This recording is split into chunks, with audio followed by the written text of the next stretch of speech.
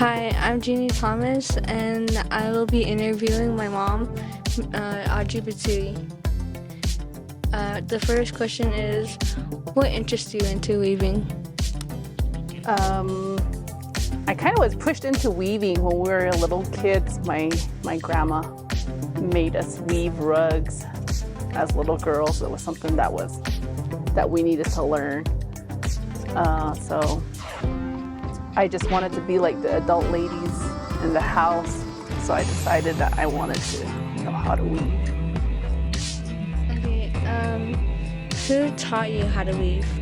I had several different people teach me. First off was my grandma.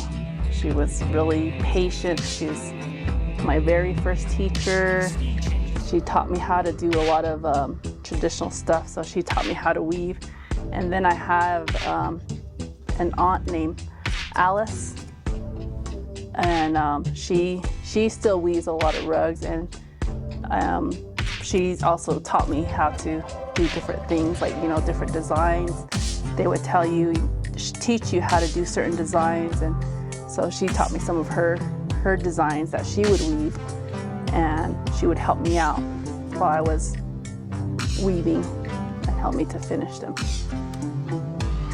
How many rugs have you woven? Oh my gosh, I never kept track of how many rugs I wove, but I think my mom still has the very first rug I made, and this is the current one that I'm weaving right now. I really don't know how many rugs I wove, but I wove a lot more when I was in high school. Have you ever carded the wool?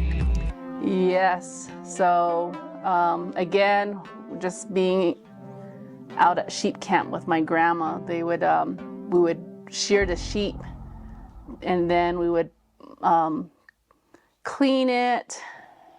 You know, they went through the whole process of actually cleaning it and then carding it, and we used to make them into round, clean round balls. It was like cotton, like a row of cotton, and we would lay them out like that every evening until all of it was done.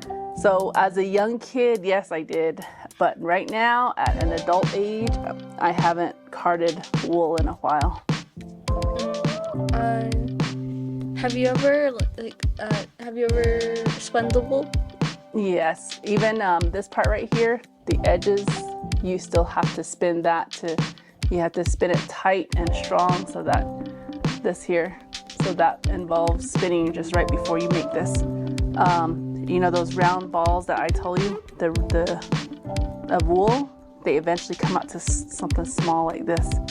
So I helped do that a few times, and I think we did that more often in the past because we didn't buy a whole lot of our yarn. They weren't sold in stores, but now I think we can just buy these in the trading posts, so it's not done as much. Have you ever dyed the wool? Actually dyeing it, I think we used some dye that was bought from the store. As far as using plants, I think I've only done that a couple times with one of my aunts. She was doing that like for a research or something, and I remember that she made some of them, but they came out real light in color when we did that. But these ones, like these black ones really do come from the black sheep. And then the white, it's not usually really white like that. It's kind of an off-white color from the white sheep. And then there's also brown. I know there's hardly any brown wool, but the brown from the sheep, from the brown sheep, that one is really, it's hard to find because there's not really any brown sheep anymore. So I remember my Nully, she's from New Mexico, and my grandma was living out this way, and they would exchange colors sometimes. They would say, "Does your grandma have this color? Can you bring some next time you come?" And then they would trade. Have you ever sold any of your rugs? Yes, I did. The first few I made, I think I I gave them like to my mom. But after that, I did sell rugs. I remember getting maybe like $40, $60, and that was a lot of money as a kid. So I remember doing that. And then, like I said, I did a lot of weaving in high school. So the prices went up to about over $300, $400, $500. So, but now, the last rug I finished, I just gave it to my son. So he's always asking, can you make me this? So is 40 or 60 like the highest you've gotten? No, I think I've been made over 700 on a rug before. Yeah, but never into thousands. I haven't made a huge rug or, spent that much time on it. Have you ever built the loom? Yes, these here.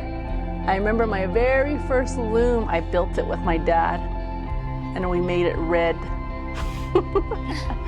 So we stayed home one evening, and he was building something, and he told me to help him. So I was helping him, and I didn't know what it was. I kept asking him, "What are we making? What are we making?" And finally, it was coming out like this, and I was like excited. So that was my loom for a long time.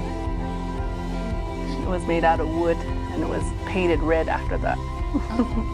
Was that the loom that you first wove your first rug? Yes, but no, the very first rug I made, I didn't have a loom. My grandma and my aunt kind of just got this, I think it might have been like the upside down part of the grill.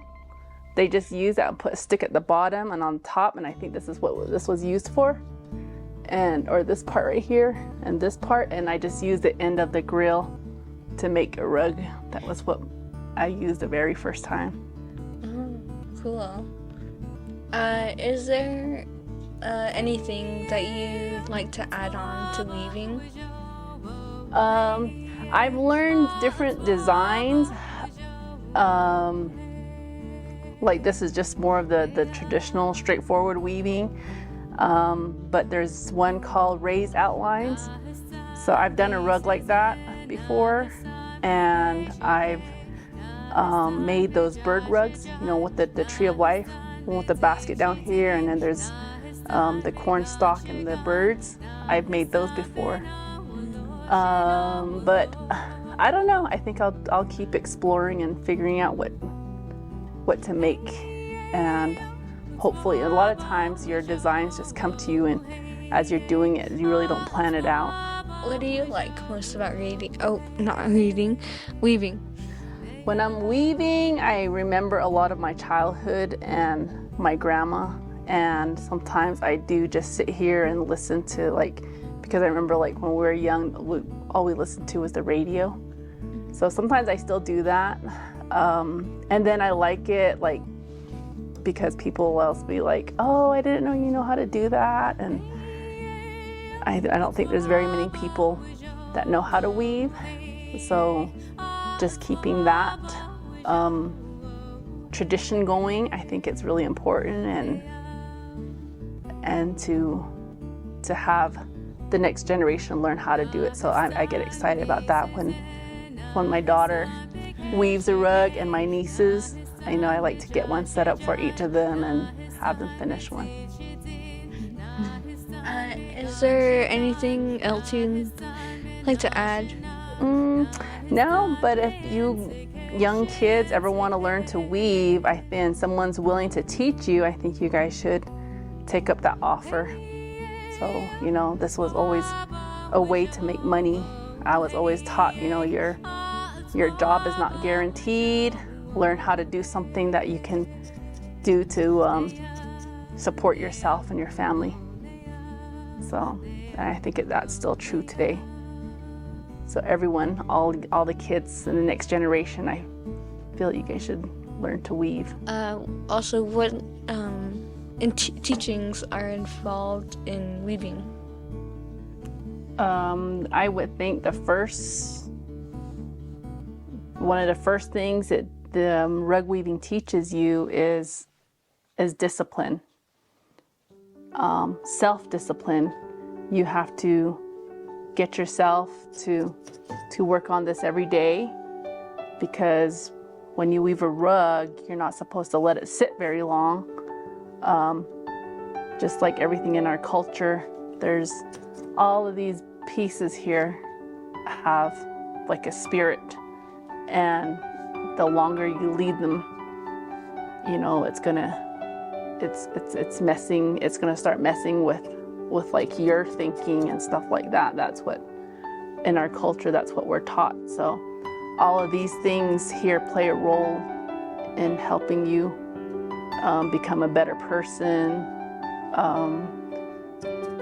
to make sure that you grow and finish things, complete things that you started. Another thing that you see a lot of is mathematics. You can see, you know, the different shapes and then the different angles, and even here counting all of these, you know, for it to come together, for each of these to be the same size, to be symmetrical, both this way and this way.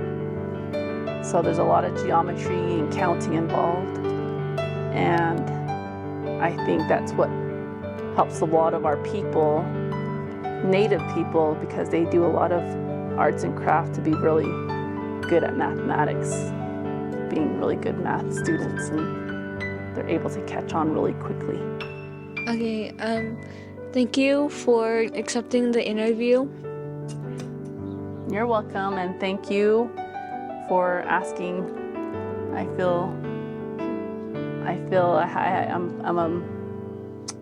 feel excited to hear and see the interview that we've done today.